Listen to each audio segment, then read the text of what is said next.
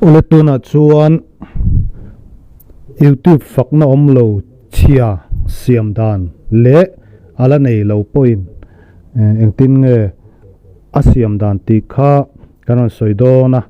hei hi in download anga in install photang ti chuanin hei hi in open anga in han enanga hei nom bom sen lem om hi a hlui a chhia khania pai vek photangai ni a install nan thei lo ani hei hi a sen hi in metanga chuanin okay tikhanin pai ve ve ang ama a hlui a chhia nei lo kha chuan inan install in han open che khan ti hian a lo lang nga langa pai ngai kha om ve don lova in install ang hei hi micro g ti hi hei hi in install ang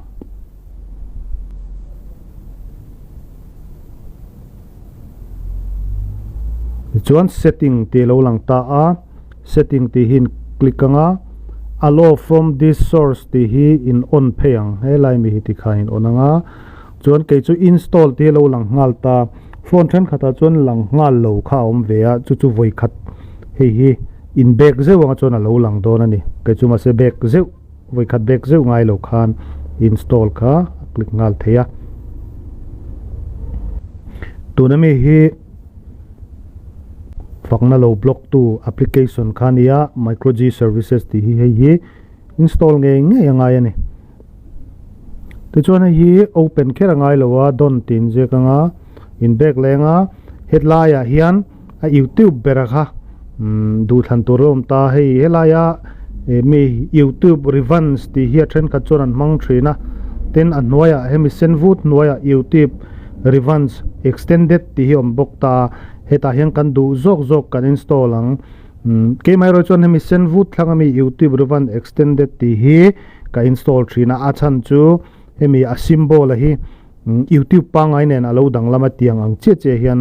a oma chu vain shet thana ole ma ka mang thrina ti chon helai YouTube revans ti micro g ti chunga mi hi an install tho thina amar chu YouTube pangai symbol le na in anaka ngai hai fo thina wangin ka mang pe lova chu vain ke chu helai noi mi hi ka install ani install kan click lenga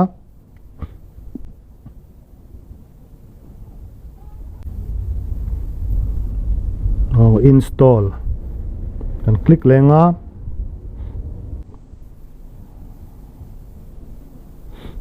install ngor chu ti khang kan zo ta du chon open theya ti chuanin athara chon ti hian a mai hi lo lang top mai ni heti hian kan mangngal do ni chon hemi chung milem lu bulami tarmit lem bial om hi kan click anga ta hian kan du kha zonin a lo lang thowa ti khan maro chu ei a phone ta hi ti hian engma suggestion kha om ngal lo to lo ani ti chuan kan sign in chu da lo lang le don helai achung dinglam kilam milem lu om hi kan click anga sign in ti kan click anga add account ti kan click anga chuan sign in ti kan click le anga ti chuan ta hian kan email chhuluna lo om ta ni ta hian kan email ka chulut chinanga ti chuan @gmail ti kha chuangai kher lowa du chuan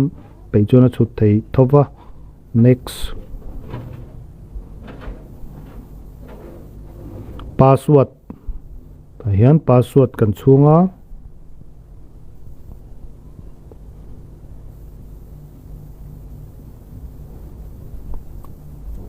waya skip agree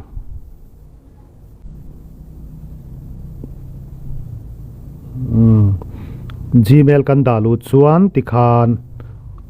pangai takhan kan mangle thei ta ani hei hi enjoy ngai lo khan a ol sama ti dan hin lo en tonanga YouTube Fakna Awm lo ti chhia kanom chuan tiang khan siam turania Fakna Awm lo la nei lo shim tan po khan tuna kan ti dan zui khan lo ti veula ol sam lut tu kan ni